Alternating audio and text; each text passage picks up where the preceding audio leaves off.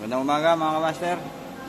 Andito po tayo ngayon, last day po natin sa trabaho. So magkakape muna tayo ngayong umaga para ma-enjoy natin yung ano natin sa kumpanya. Yung tagal. Almost ano rin tayo rito, 17 years. So malungkot. Nakakalungkot naman isipin na mawala na ako rito sa Lexus, no? Pero ganun pa man, masaya pa rin tayo siyempre. Meron tayong sariling buhay. Ayan si Jara, aming pinakamagandang OJT. Ayan ito dito tayo, manggugulo tayo rin sa loob. Pasok tayo dito sa locker. Guluhin natin.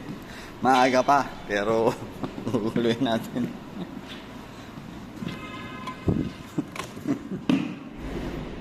Magandang umaga. Nandito po tayo sa locker. Ito po sila, nandito yung mga kasama natin. So dahil last day natin, guguluhin natin tong mga to. Kasi mga tulog pa mga alas 8. Shoutout mga master. Ayan, ayun, si Richard. Siyempre magkakapit tayo rito para ano tayo. Last day natin, so kailangan magulito tayo. Shoutout po sa Peter Sir. Shoutout, Sir Peter. Shoutout pala sa mga tropa natin dyan sa Australia. Sino bang mga sa Australia? Sir Art. Si Obo, si Art, Mau, si Rap, si Raymond, Sir Glenn, yan, si Ruben. Sino ba? Basta lahat na dyan, lahat na nasa Australia. At siyempre, dun sa ating mga tropa rin sa Canada, ano, ang pangalan to? Si Dantos, Pelis Dantos. Kamusta dyan? Ingat dyan. At doon din sa mga tiga-Qatar. Dating Toyota Alabang, ingat kayo dyan. Last day na natin yan, kaya kailangan masaya tayo. Magkakape muna tayo, ha?